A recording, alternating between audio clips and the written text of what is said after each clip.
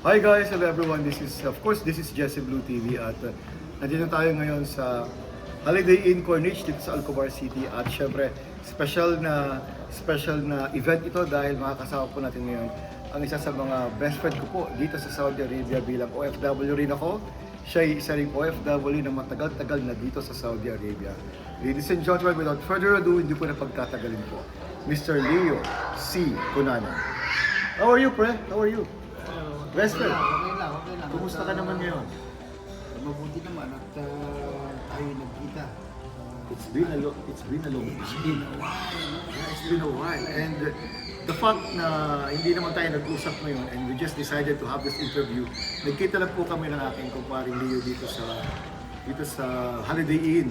And then I felt that this is the best time for me to have an interview with this guy bilang isa pa sa mga best friend ko dito sa Saudi Arabia. So eto na nga, nandito po kami ngayon. Abangan niyo kami guys dahil marami kaming pag-uusapan. Stay tuned, maya-maya usap talaga kami. Bye guys! Go, go, go!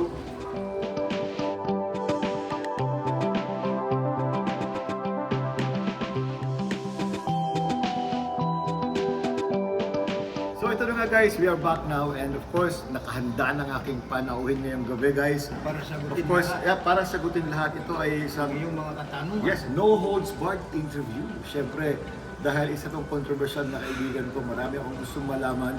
Dahil ang dami nga naming panahon na nasa hindi kami nagkita for the longest time. So, this is it guys. Magkakaalaman tayo. So, paring Leo, best friend Leo, kumusta ang buhay pag-ibig mo? Kumusta ang puso mo ngayon? It's good to see you back, aking dear.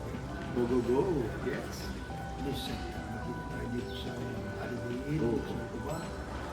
Kasama natin ang ating mga ibang kaibigan na nag-gala-gala.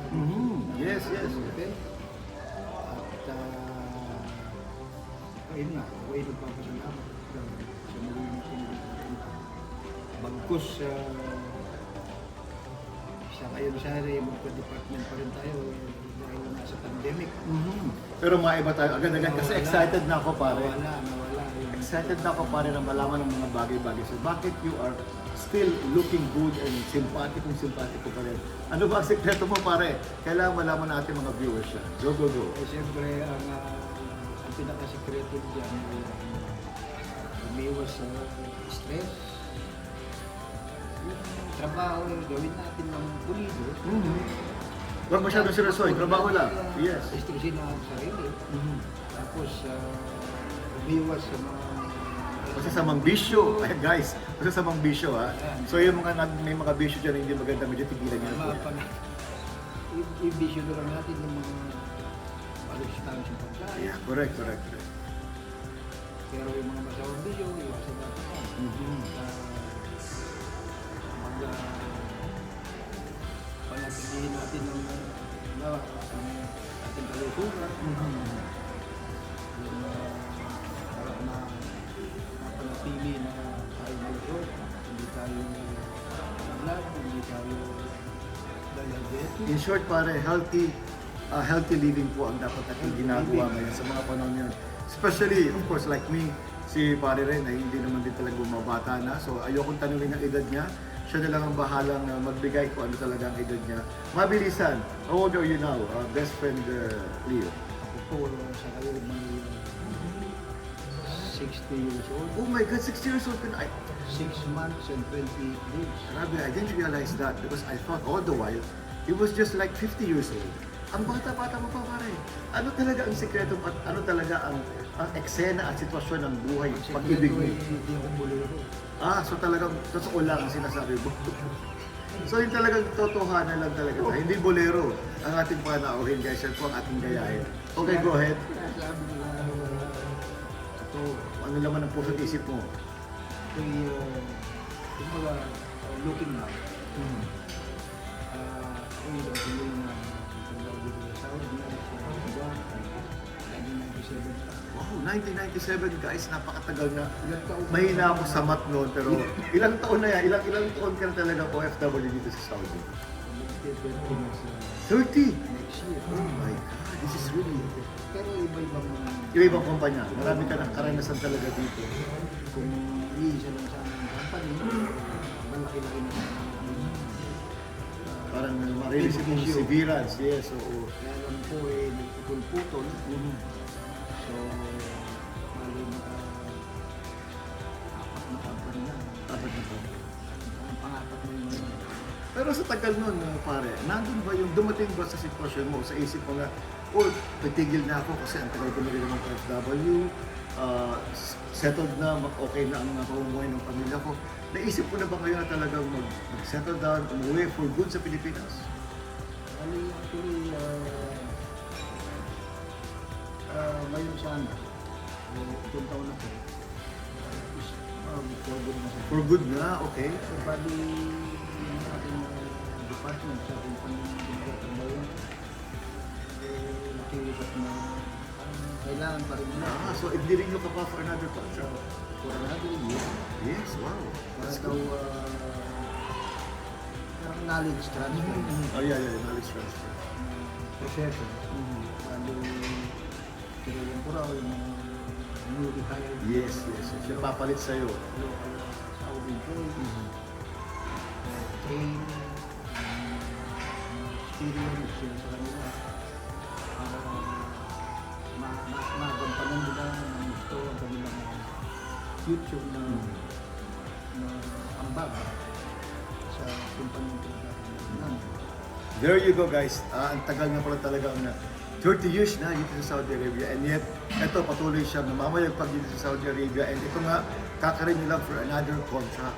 So ngayon gusto ko malaman, bago masagutin yung aking katanungan kanina, kumusta ang puso mo, kumusta ang buhay pag-ibig mo, gusto kong may marinig sa iyo, of course, ang ating televiewers, sa ating viewers, ano mapapayo mo sa mga kababayan natin na balak mag-abroad din, either dito sa Saudi Arabia o sa kung saan lupalag ng mundo, anong ma-advise mo sa kanila bilang ikaw ay nasa ika-30th year na bilang OFW?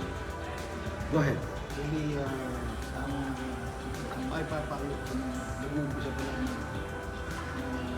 mga OFW. Yung mag-OFW, yes. Kababayan natin na palakasin ang self-control lalo na sa mga tukso. Self-control, guys, napaka malalim yun, and yet medyo sensational ang datingan. Self-control, guys. Okay, go ahead. Sorry. At panatiliin ang band sa Pamilya. Correct. Although malayong distansya, so constant communication, yung pasyon sa pamilya, yung Kakalimutan.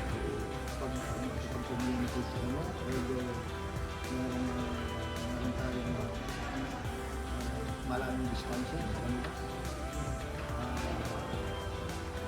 Yun lang. So yun na nga, guys. So ang tinakal talaga ng ating panahon ngayon ay, of course, bilang OFW, kailangan panatilihin natin yung ating relasyon sa ating pamilya. Back in the Philippines, kasi bilang OFW, tayo po ay nangangailangan ng mag-aalaga sa atin. So kailangan natin yung self-control. Kailangan talaga pamilyang nasa isip kahit malayo sa kanila. Yun ang ibig sabihin. Natumbok mo. Correct. Kailangan talaga umiwas sa tukso kasi bilang OFW po, napaka tempting po from our side, bilang sa akin din OFW, na matukso sa ibang babae dito sa ating bansang ating kinakatrabuhan ngayon, like dito sa Saudi Arabia. So self-control talaga. At kailangan family pa rin ang focus, no? Kahit na tayo ay malayo sa kanila. Ngayon, pare, best friend, BFF, Leo, gusto ko malaman bilang ikaw ay isang senior citizen. Dahil sabi mo nga, 60 years old ka na. Kumusta ang puso? Meron na akong discount card. May discount card ka na. Sana maranasan pa din. Pero wag lang muna ngayon kasi bata pa naman tayo. Pero yun nga, kumusta ang buhay? Pag tumitibok ka pa ba? Tumitibok pa ba ang puso mo towards other girls? Kasi, ayan, bilang pamilyado tayo, hindi na, ano naman, natural naman sa atin na kahit tayo ay pamilyado, tayo ay nagkakaroon ng crush, nakakakita tayo ng magagandang kababayan. Paano mo yung nakokontrol, BFF Leo? Lagay ko sa bagay mo. Siyempre, tayo mga lalaki na. Natural eh, no? Hindi nawawala sa atin yung nakita ka. Mga Umama. Hindi nawawala rin sa atin ito nyo Hindi ka hanga sa... Correct. mawawala yung paghanga Mhm. towards opposite sex. Yes, yes, yes. So, normal lang siguro yun. Pero yung tatalipdan mo yung pamilya mo. Talikuran mo yung pamilya mo. Yun ang pinakamali. Talikuran mo yung pamilya mo, abandon mo, niligawan mo yung nakita ng babae, kasamahan mo, i-abandon mo yung pamilya mo. Yung maling-mali yun. Mhm. Kasi sa sitwasyon mo yun, nag-senior citizen na, andito pa rin ako. Siguro kung hanap din yung company ko, siguro matagal na rin. Oo, hindi ka na rin nila i-renew. Hindi na ako magkakala rito kung pangit ang company. Kaya lang, siyempre maganda yung company. Maganda rin yung kita. Mhm, correct. Isa rin siguro ang factor yun. Tumagal dito. Although marami rin ang sasabi na ako, tapos na yung mga anak mo lahat. Lagi na. Maganda na siya ng buhay. Sa mga professional. Bakit hindi ka pa magpapalala? Ang sagot ko sa kanila, ang happy kaya ako yung nandito pa. Siyempre, palpas pa rin naman tayo. Hindi naman tayo. Nandun pa rin yung energy, yung power. Na, nandun pa rin yung Yes, yes. yung power. Yung eagerness to share our experience bilang long time OFW dito sa Saudi Arabia. Actually, bilang OFW, one country lang ako dito lang. Talagang dito lang sa Saudi Arabia. Yung isang tanggalin na pinagsimula. Kumbaga, although nabakan kami ng company talaga namin, pero yung talagang company na pinagsimula ko yung isa. Tsaka pare, Hindi na lang namin babangkitin kung ano yung Correct. company na yun. tsaka pare gusto ko idagdag kasi sabi nga ni best friend Leo kanina, nandun yung, alam niya malakas pa siya, kaya pa niya magtrabaho. So kailangan gusto pa rin niyang kubayad since nire-renew naman yung kontrata mo. Dagdag ko lang na kasi po, tayong mga Pilipino rin, meron tayong ugali sa atin na parang nangihinayang tayo kasi ang lakas pa natin, kaya pa natin magtrabaho. Parang nandun yung sa isip natin, uy, sayang naman yung tikitain. That's very practical. At totoo po yan sa ating lahat. Pero ang paalala ko lang po sa atin, ang pera po, nauubos po yan. Tayo, simple lang, mag-ipon lang tayo ng tama lang, ng panginegosyo. At huwag tayo magpakatagal dito kung talagang tayo ay sobrang stable na sa Pilipinas at mayroon tayo ibang maliliit na negosyo. Ayos na rin yun. Kasi kailangan yung remaining years natin, yung lakas natin, i-spend din natin with our families. Di ba pare? Ako, sa akin do you still believe on that area? I mean, yung ganun sinabi ko na yun. Actually, yung sinabi mo, medyo may punto ka ron. Siguro naman yan ay applicable doon sa mga ibang OFW. Oh, case to case din naman. Case-to-case basis din yan. Yung kasi katulad ng mga trabaho natin, pwede tayong umuwi in between year of contract. During the validity of the contract, Yeah, yes. pwede tayong partial. Kasi yung mga nagawag tayong OFW, yung maraming lahat. Minsan, 5 years, 10 years. Oo. Minsan pala ako. May ganung kontrata, may 3 years pa. Yung mga napuntaan nilang mga trabaho, Employer nila. Employer ko ng ulo ko. Although wala naman sa kontrata. Pero, siyempre, case-to-case basis din. Case to case. Oo. Kumbaga, hindi naman lahat pare-pareho lang nagtatrabaho ng mga company. So, siguro tayo, pinalan. Medyo pinalan. Pwede tayo mo, hindi sa second time. Upload naman natin. Tapos siguro, sabihin, sa edad ko, malakas pa naman tayo. 60 pa lang tayo. Kaya ang retirement natin Pilipinas, Ngayon, 65 sa na. government natin, ang retirement age matagal na, 65. Correct, correct. Kaya kung ano, 60 lang. So, kaya nandito tayo abroad, abroad ko ang lapit na yung lagi para to be without. Ayan guys, ang ganda ng ating mga narinig sa ating best friend Isa Leo. rin abroad Correct. na pagkakalito kasi hindi naman natin dinisyon. So, magdidikin tayo sa ating mga anak. Correct. Sila yung mga pinagyan. So, yung mga tanong ko, habang mag-iisip ko.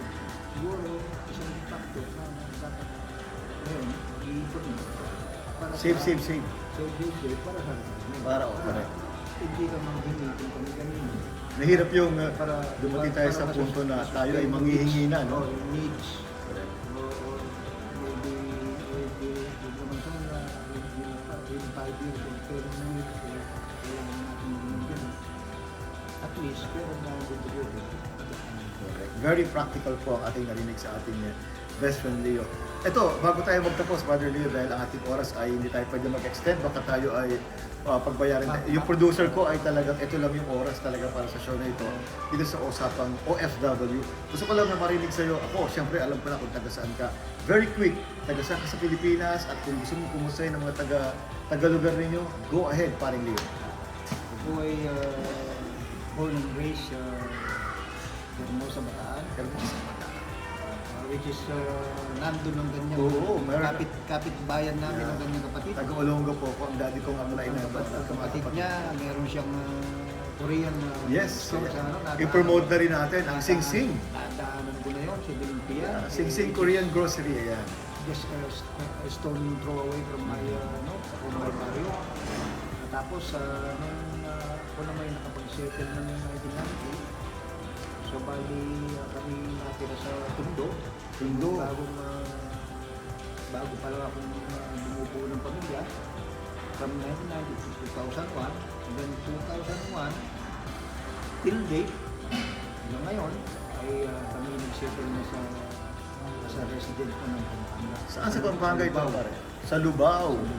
Lubao, Pampanga. Sa mismong town ko ng Pineda ng Pampanga. Ayun. So yun, ito na ang pagkakataon mo, best friend Leo. Kumustahin mo na sila mga taga-Lubao, taga-Pabataan. Go ahead. Kumusta po kayo dyan? Ang aking mga kaibigan, mga kamag-anak. Dyan po sa Hermosa, Bataan. Lalo na sa Balsit, Puno. Saka dito po sa aking residensya na, dito sa Del Carmen, Lubao. Lubao, Pampanga. Maraming salamat, BFF. Pero syempre mag-hi ka rin at mag-shoutout kayo sa iyong misis, sa mga anak at sa mga apo mo. Go, go, Shoutout go. sa aking belated happy 26th anniversary. Wow, anniversary pala. Happy Sa anniversary. bahay. Kahapon lang. Kahapon, wow. Oh my God. Walang libre nga ating producer. Oo, ang alam ko ikaw maglilibre ngayon eh. Dahil inabunuhan mo na yung kinain natin dito kanina, ikaw doon talaga mag-treat. Dahil dyan, happy anniversary sa inyo, pre. Happy 36th anniversary, oh my God. Shoutout kay Mrs. kay Mare. Happy 36th anniversary sa inyo.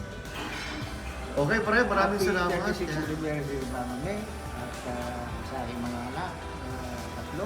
Wow. Ilan na apo mo, pre? Sirat, sa Amerika. Si Alex, nasa Bataan. Wow. Ang aking bunso naman ay nasa Europa ngayon, nakasama sa barko. Settled na pala lahat ng mga anak. Nag-iingat kayo lahat at lagi nyo nakakatanda ng mahal-mahal. Wow.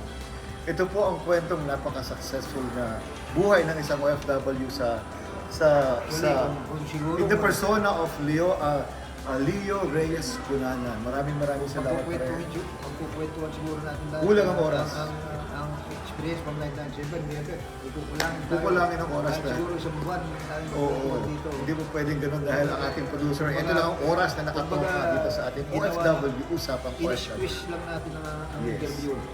Ginawa natin in brief lang. In summer. In summary, sinamarize lang natin. So again, maraming Para salamat. lang ating i-share sa ating mga Yes. minamahal ng mga tao. As a conclusion, maraming salamat paring Leo. Mabuhay ka at of course, bagong rin yung anong kontrata, pag-ibayuhin mo at pagyamanin ang isa pang taon ng pagtatrabaho dito sa Saudi Arabia. Again, maraming pong salamat sa inyo, sa lahat po ng aking viewers dito sa aking channel, dito sa pinakabago pong segment, Usapang OFW. This is Justin Blue TV, kasama ko po ang aking best friend Leo. Nagkasabi sa inyo, bye-bye for now, see you again next week. Bye guys! Thank you so much guys for watching at kung sakali nagustuhan nyo po at nakarelate kayo sa ating Usapang OFW tonight, Please give it a like, share, and subscribe. See you again next time. Bye!